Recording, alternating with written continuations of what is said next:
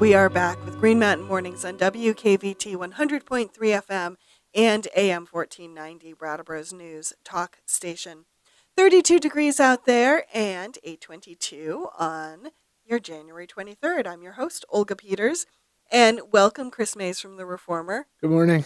I'm so glad you made it over the mountain this morning. Yeah, I left a little early. The roads were pretty good, though, I have to say. The road crews have done well. Glad to hear it. Yeah, I saw Chris come in, and it was still the 7 o'clock hour, and I was like, what's he doing here? Do I have my time off? Yeah, I caught up on the national news on my phone. Very handy thing to do. Yeah.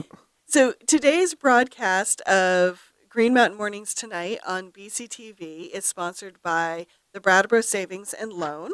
This conversation with Chris Mays will be on Brattleboro.tv. You can find that later today, and it will also be on Facebook. So thank you to BCTV for being here to film this segment. Chris, let's talk about an upcoming event that we just need a little bit of fun because we've been doing the Debbie Downer thing with the national news today. Tell us about the Windham County Has Talent. Well, our larger company is trying to do more events out in the community and bring people together. We had the food truck festival, the street food festival in the summer, and this winter we're doing a talent show. It's actually on Thursday at 7:30 at the Latchis, and a bunch of finalists were selected by a panel, and they're going to perform on the stage at Latchis, and I think the winner gets a cash prize, and it's going to be a lot of fun.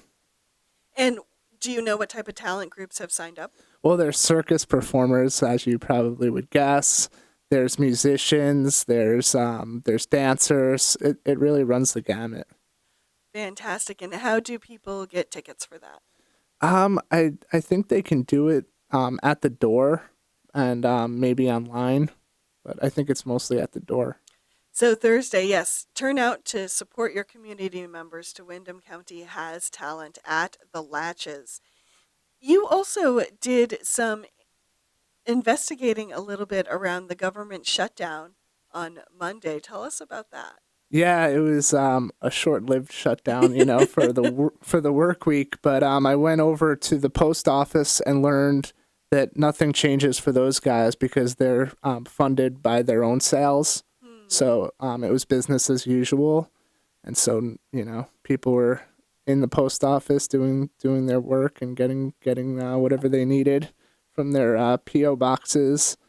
And then we went over to the Vermont building where the Social Security Administration and the Internal Revenue Services have their offices, and they were dark. There was a curtain drawn on the Social Security office, and so we went and talked with some people, and one of the people working at one of the local businesses inside the Vermont building said that this very nice but very frustrated woman was kind of upset about an appointment being canceled. And so then I went back to the office. We weren't having much luck talking to many more people, so went back and started typing it up, and then we learned through the Atlantic and the New York Times that a deal had basically been struck by the Senate, and the House was going to vote on it later, and then Trump would sign it. And then last night they came to a short-term financing plan. Well, it's funny. We always look at these national issues as out there, and we do forget that they come home to roost as well for our little Green Mountain state. Yeah. I think my boss, Bob, had a feeling that it wasn't going to be too long because he wasn't that enthusiastic about us going out. But, some of my other bosses and my coworkers thought, well, why don't you go out and see? Well, if Bob Ney from Talk Media News, if his predictions hold up, we'll be having more of these shutdowns throughout the year, many little shutdowns. So your legwork was probably not wasted. Yeah, I learned a lot by just reading through Representative Peter Welch's frequently asked questions. One of the things is that many federal government workers in Vermont are furloughed during a shutdown, and it kind of varies. It's the decision is made by the agencies themselves on who gets furloughed and who doesn't. Hmm. So it looks like, people missed at least one day of work.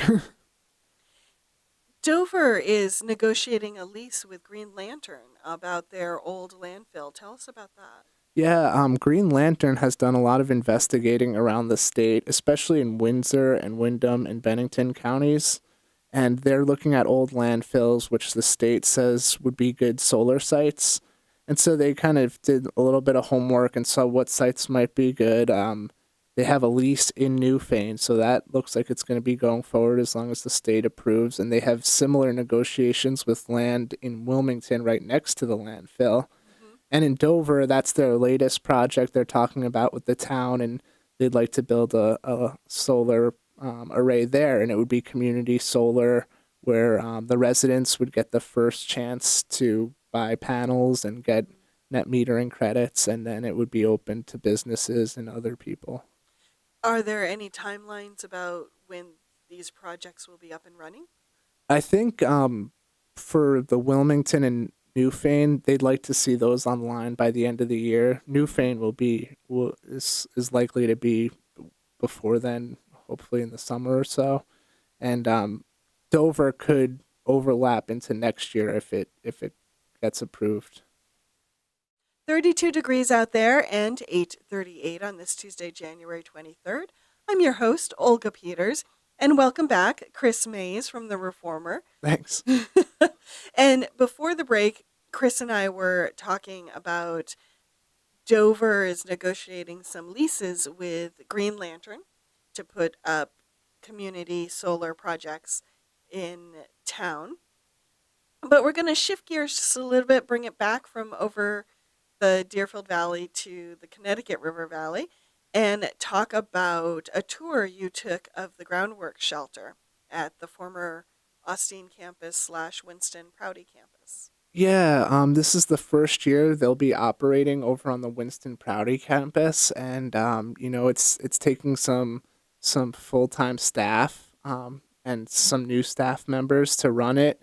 They have more beds now, and they're beds instead of cots. They used to be at the First Baptist Church. Oh, interesting. So that's a major piece of it. Uh-huh. But there's also separate rooms, so people are kind of separated, men and women and everyone. And then they have a common room where people can kind of hang out and eat and hang out. And I think it gives a lot of stability to the people who would otherwise be outdoors or surfing couches and everyone's pretty excited about it at Groundworks. I think they were a little nervous in their first year because it's a lot of changes. One of the big pieces is transportation. Yes. Thanks to a grant, they were able to get a van to get people back and forth from the drop-in center where people could spend time during the day, and then they get picked up and they go over back to Winston Prouty at night to the seasonal overflow shelter. So it's been a good thing for the community. And that's one of the conditions of attending the shelter is you have to be bussed in. You can't just walk in. Yeah, and they make sure there's no overlap between the early education programming going on and the shelter programming. Mm-hmm. So at a meeting with the Rotary Club, the Winston Prouty director, Chloe Leary, said that everything's been running really smoothly and it's been going well because there were some concerns out there in the community with all the different organizations that are housed up there about, whether there might be potential for issues to come up. And this shelter, this is going to be only 1 year, though, right? Next year, they still need to find another place. I'm not sure how it's gonna run. Yeah. Well, thank you, Chris. What was the part about the shelter that maybe surprised you the most when you took the tour? It was just how personalized it seemed. People had different blankets, and it seemed like they had their own room. So, Mm-hmm. like I said before, it seemed like it offered this new stability to people that didn't have it before. So that might help them, start a new path and It might make them feel. The big thing at Groundworks is being dignified and Right. having needs met with dignity, and I really think I saw that there. Tell us about sh- shifting over to back to kids. Tell us about Play Date. I know we've had a few of these events. There's been one so far, Okay, actually. one. Yeah. Last month they started this thing called Play Date Brattleboro, and kids get to go to Kids Place or River Gallery School, Hmm. and they get to hang out with these caregivers. There's usually one caregiver for every 5 kids, and they come from local educational institutes here in town. And the parents can go out. They can do whatever they want. Part of the goal is to get more people downtown in the businesses and restaurants and shopping, and this will continue till at least March. It's funded by the Green Street Promises Community, I think it's called, Hmm. and then they're going to reassess it. But it's going to be a monthly thing. People can sign up by going on Facebook and play dot Brattleboro, and if they go to that group and message the administrator, they can sign up their kids, and it's by donation. So um, the sponsorship, the Promise community, they'll cover most of it, and it's $15 a caregiver. They're guaranteed, and then the rest will be picked up by the Downtown Brattleboro Alliance. How exciting for parents, right? To be able to know your kids are in good hands and you get to go out and play for it's what, 2 hours? Yes, and yeah, that's the cool part about it. It also has this dimension of